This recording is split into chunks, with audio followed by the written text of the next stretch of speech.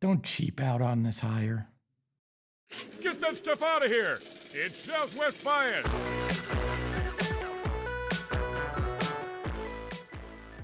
Welcome into another edition of Southwest Bias, brought to you by our friends at the Husband and Wife Law Team. If you've suffered a serious injury, call the Husband and Wife Law Team first at 602-783-8841 or visit their website at husbandandwifelawteam.com. And we are live from Studio K, brought to you by our friends at Circle K. Become a member of the Inner Circle today.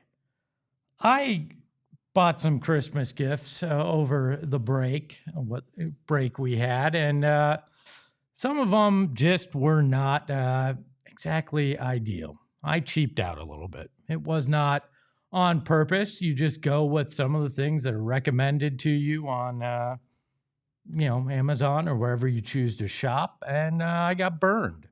And some of it just didn't work because I did not put the investment in it to last the long term. Michael Bidwill's got to make sure he doesn't do the same thing when it comes to the next Arizona Cardinals head coach. It's super easy to sit there and point the finger at Jonathan Gannon and say, that's why we didn't win. That's why these 3 years have been bad. And sure, that's definitely part of it. But guess what?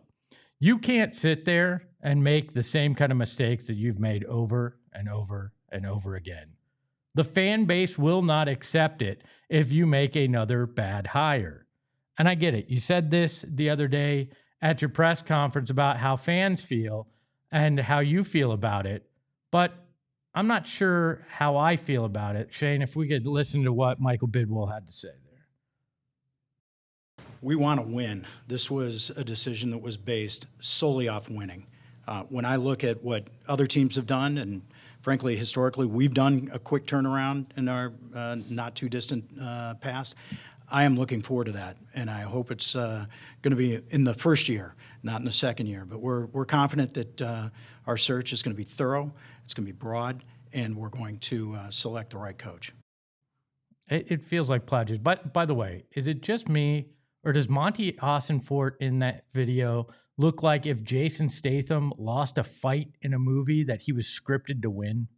He looks completely just devastated and almost white as a ghost. But Michael Bidwill talking about, well, we want to win and, quick turnarounds and, what that looks like. And, the Cardinals have done that in the past. Okay, we can gloss over that and whether it's factual or not. But wanting to win and doing what it takes are two distinctly different things.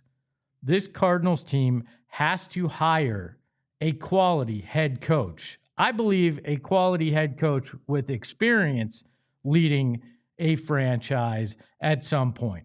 And they need to not only pay top dollar for that, but then they need to provide the staff and pay top dollar for the staff to get the right coordinators in there, because we saw firsthand last year what the wrong coordinators could do for a head coach and how much that could screw over everything. And as you enter that next chapter for this franchise and you're trying to figure out a quarterback, you cannot afford to cheap out and try to figure out how to win on the margins. This isn't a win on the margins time. This is time to back up the Brinks truck, pay anything that you need to, and get the right people in to do the right job. Now, the media asked Michael Bidwill about this yesterday, and he had this to say.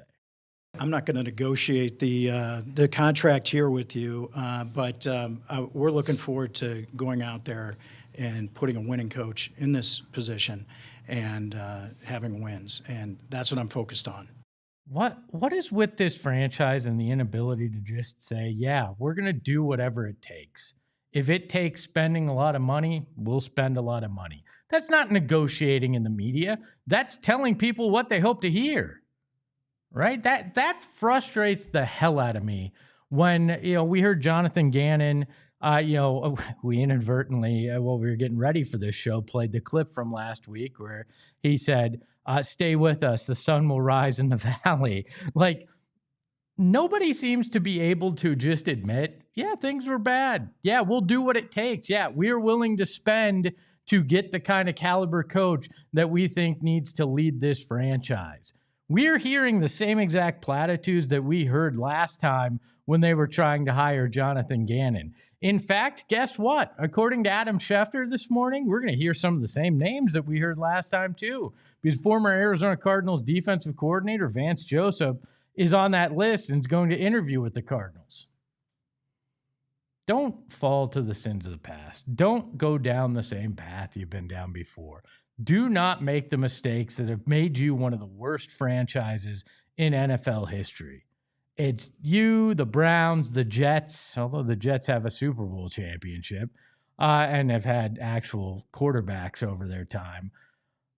Just, you can't continue this pattern of ineptitude. You can't do that. You need to find a guy that is going to raise the level of everything and a staff around him that is going to make everybody better, whatever the cost. If you have to pay the highest price in the NFL for a head coach, then pay the damn tax. Because that's what happens when you make bad decisions as a franchise. You have to pay a premium to get people to actually consider being hired by you. You have had chances over the years to do that, and you have not taken the chance to spend that money. You could have big name coaches here in the past, and you didn't pay what was required. Could have had big name players here. You didn't pay what was required.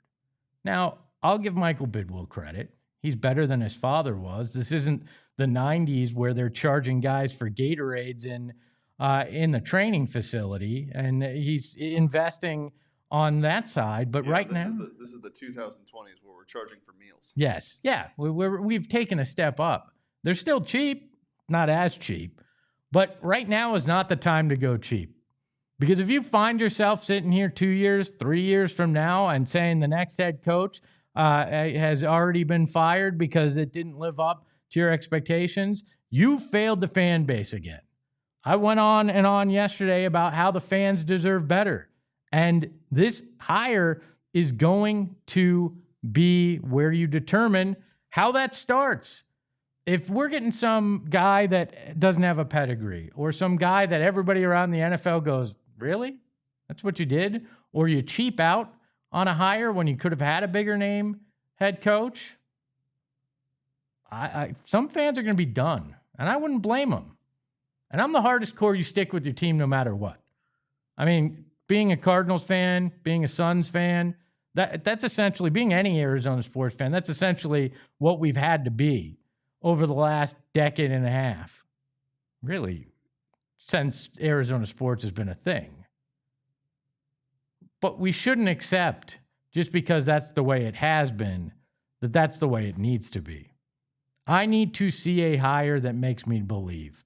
I need to see that Monty Ossenfort actually deserves to still be sitting in that seat, despite the fact that they had to fire his head coach and that a lot of the players that he's brought in have failed to perform. He's lost that shield. He now has no excuses. This is his Arizona Cardinals team. And he needs the budget to go out there and make it happen. These two men have to figure it out. And the look on Monty Ossenfort's face didn't necessarily instill confidence in me. The same, verbiage we've heard over the last 10 years from Michael Bidwill and, we want to win and, We heard it with Steve Wilkes. We heard it with Jonathan Gannon, Cliff Kingsbury. We've heard it. We've heard it all. The only thing that matters is action, and the action that backs it up. The only reason we're sitting here as Suns fans as well and not ripping Matt Ishbia is because they backed it up with the guy that they hired, and it's producing wins. That's the only thing that solves this, is a head coach, a staff, and a group of players that go out and win football games next year. But it starts with who this hire is. And they need to make sure that they do everything in their power to make it the right one. But maybe that's just my Southwest bias. In fact, that's not my Southwest bias. That's just a fact today. We welcome in the mustache behind the Mac, Shane Diefenbach. Shane, how are you? I'm wonderful, Espo. How are you doing? I will be better when I know that they don't cheap out. Are they going to cheap out on this hire? I don't think so. No? No. I don't think they can, because this feels like we listen to the fan base. They're not just going to that's not the win there. I think they understand that they have to get this right. I hope, because we've had the wool pulled over our eyes. We've been told, oh, you guys matter. I believe that the fans and the pressure, like I said yesterday, led to the firing, but hopefully there's enough pressure on this group that it leads to a good hire. I mean, Schaff in the chat saying, to my point, Espo, talk is cheap. We don't need to hear the BS anymore. We want to see results. It's been 78 years since this franchise has won a championship. Enough is enough. Win, baby, win. And that is, I think, the mentality for all Cardinals fans. I mean, we heard they had a playoff mandate for 2026 if Gannon stays. I feel like you got to keep that in place. Yeah, I think it would be a little, I don't know. I guess it's not unfair because of I don't think it would have been unfair with Gannon. It might be unfair with this next coach, just because you're also bringing in a new quarterback and an entire staff. Do we take it down one notch and a playoff expectation, not a mandate? Yeah. The expectation is playoffs. You can't go into this new regime with the idea that they have 2 buffer years, because then you're just setting yourself up for failure.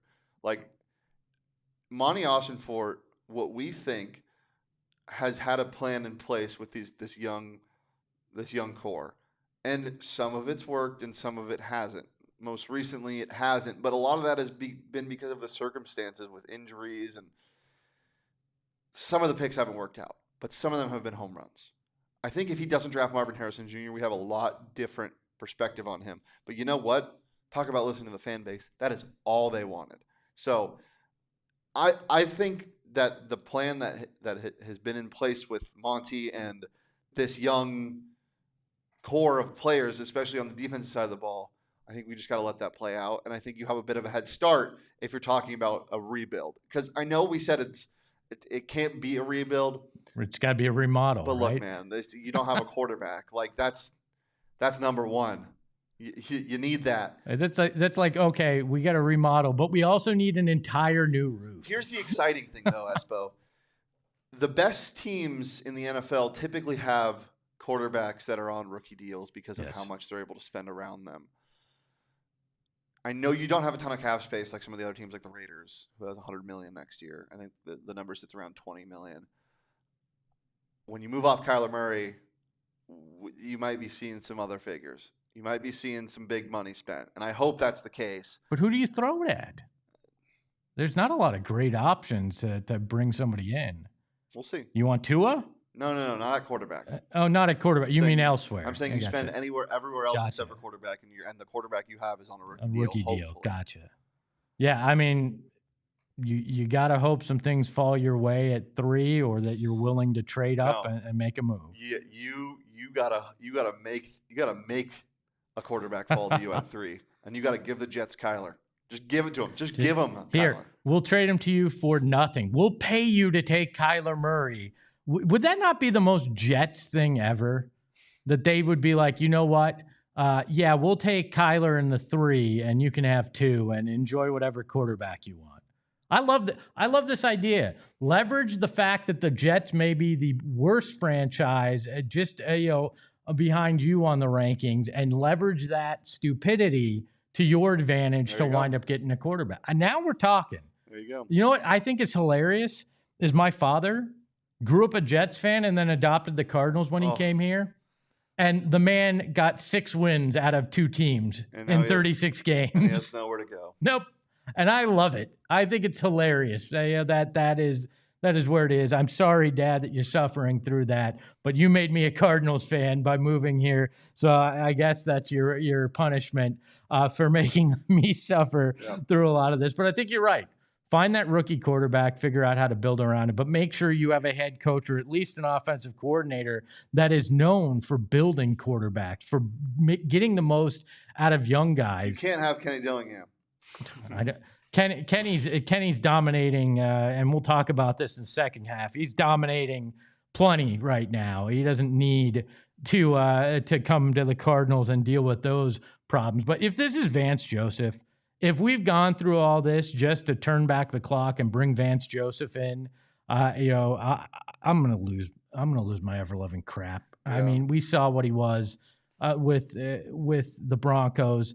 Had a total of 11 wins in 2 seasons. Let's just call it. Some guys are just really good coordinators and not built to be head coaches. You just had one of those guys, I think. You can't go back down that path. Yeah, I think Gannon, given the right situation, could be a good head coach. Vance Joseph, I think we've kind of seen the limit. Unbelievable defensive coordinator. And honestly, paired with a really good offensive coordinator, if he was a head coach, I could see it working. But do not do that. You have to get creative. I don't understand why Stefanski isn't an option. I don't understand why. Do you think it's optics? Because, you're taking the Browns leftovers. I hope not. I hope they're not that shallow. But I mean, I guess if you're looking at Vance Joseph, a guy that's failed as a head coach, Jim wants to know, what about John Gruden as head coach? Stop it. You talk about theatrics and all that. That's going to be the most theatrical. Is he still going to be able to open all the boxes of college gear? Like, if the Cardinals had that on their social media, at least I'd find it more interesting. I mean, it would be more fun to root for the Cardinals. I don't think it would be very fun for wins. Well, by the way, I want to take 1 second. I can, because it's my program. Oh, wow. There's been a lot of people. It's our program, Shane, but okay, good. A little bit more. My cartoon head is on the logo. Is it? We've seen a lot of. We're just gonna take it away. We've seen a lot of people online kind of ripping Cardinal social media. They had the Jonathan Gannon birthday post. They had a couple other things. Stop ripping the social media teams. They have no clue what's going to happen. They are tasked with putting on a brave face. You're never going to see a team account rip a team. Like, that's just not the way it works. Having sat in that seat for 5 years and for some of the worst Sun seasons ever, that's just not the way it's going to happen. And the poor people behind that account just have to do what essentially the PR team is asking them to do. So lay off of them. No social media manager needs to deal with your irrational crap and anger about the team because they have zero control over what happens. And that certainly is not my Southwest bias. On the other half, after halftime, we're going to talk about Kevin Durant's comments and how ASU is dominating the transfer portal right after this. The holidays are over, and I think most of your people that are visiting have left, and that means it's the perfect time to start some home remodeling. And the Window Depot is where to go. And you say, Espo, I don't need windows. I'm not remodeling my windows. Well, guess what? Window Depot has everything you need. They have the biggest selection at the best prices. And I'm talking with the missus, and we're thinking about redoing a bathroom. And you know where I'm going to go? I'm going to go to Window Depot, because they have designers that are willing to work with you for free to figure out how to make that bathroom, that kitchen remodel, whatever you're working on, a better experience and better looking for your home. So if you are ready to do this, like I am, you can head to windowdepot.com and get started. You can look at all their inventory. You can figure out what exactly you want to put in your kitchen or bath and start imagining how great your home can be for the new year. So stop by one of the Window Depot's 7 Arizona locations and see for yourself why they are more than just a window store. And Gila River Resorts and Casinos, I spent last night over at Wild Horse Pass, and it was fantastic. But I actually learned something that I didn't know. And I've been at Gila River Resorts and Casinos for like the last 2 years. I found out that they're doing the fabulous Corvette giveaway. And I thought, you know what? My wife loves Corvettes. Like, she's always wanted one. Maybe this is the way I can get one, because I sure as hell can't afford one. And you can dive into the excitement of the fabulous Corvette giveaway. It's running from January 16th, so next week, till April 24th. 4 casinos, 4 Corvettes, 4 chances to win big. And who would not want to walk away with one of these beautiful cars? So you can visit any of their 4 locations and enter to win. Enter to win. It's that easy. Who doesn't want to win a great Corvette? So just don't miss your chance to accelerate into luxury. Play, earn, and win at the 4 casino locations. All right, big welcome to everybody in the bias. It's stopping by, and Shane with the 199. This isn't you, Shane, right? Because you know you can just turn on the mic, right? 199 super chat from Shane, one of the bias, said, woke up to terrible news. Arthur Smith, and Vance, gross. All right, Johnny Venerable, our own PHNX Cardinals guy, said Arthur Smith is tied to Jonathan Gannon, worked quality control for him, doesn't see that happening. But Vance Joseph, according to Adam Schefter, like we talked about, is going to interview with this team. So we'll see. I hope that that's not the case myself personally, but there's some people in the bias saying, whoa, he had no quarterback and no running back in Denver. You can't really count that. Okay, we'll see. Obviously, if he gets hired, he's going to have a tall task and may not have a quarterback here as well, at least one not ready to go off the rip. And then Connor, I see you in there. Welcome to the program. Glad to have you here. Want to take a left turn. Last night, the Suns played the Houston Rockets. Yeah, that's right. The Houston Rockets, who I've hated since 93, 94, has nothing to do with the gentleman who's there now. It has everything to do with Hakeem Olajuwon, Robert Horry, and the group that ripped my heart out. Hi, Mario Ellie and the Kiss of Death. The Rockets won last night. It was an ugly game. It was a weird game. The shot clock and game clock didn't work for a quarter and a half. I've never seen something like this, where the PA announcer had to count down so players knew when the shot clock was going down. The PA announcer essentially was making judgment when the clock was over. You couldn't tell if a ball went out of bounds with time left. It was a complete and utter mess. The game got stopped for 12 minutes. First off, bring back the square shot clocks, right? That is what I'm saying, right? The square shot clocks, we never had these problems. When you go with the round shot clock, all of a sudden, this Tissot shot clock, we've had so many problems this year. But that's neither here nor there. But that messed with the game. Really weird game. But Kevin Durant wound up winning the game with a last-second 3. And all credit to Kevin Durant. We've been very consistent on this program. And when I've been on PHNX Suns, Kevin Durant's a top 10 player of all time. There's no doubting that. And still an elite, offensive player in this league. He got a good look. He hit it. And good for him. Did it against his former team. But he had this to say after the game, and I found it kind of interesting. It feels good to play against a team that booted you out the building and scapegoated you for all the problems that they had. And it hurt because I put all my effort and love and care towards the Suns and the Phoenix area, Arizona in general. But that's just the business. That's the name of the game. And, so when you play against a team, you got a chip on your shoulder. You don't want it to get too big, have too big of a chip, and it gets in the way of the game with my teammates. But in the back of my mind, it's there. It's nothing but love for the players. But I want to beat that team. I want to show them that I still got some juice in the tank, even though I'm old. I still can play. I feel like every player has that mentality playing against their former team. I don't think it's malicious in any way towards them, but just as a competitor, you want to go out there and beat them. And then to beat them on a game-winning shot like that, But by the time I get home tonight, I probably won't even remember it. Or I will remember, but I'll try my best to forget about it and move on to the next game. A lot of people in Phoenix got bent out of shape by that.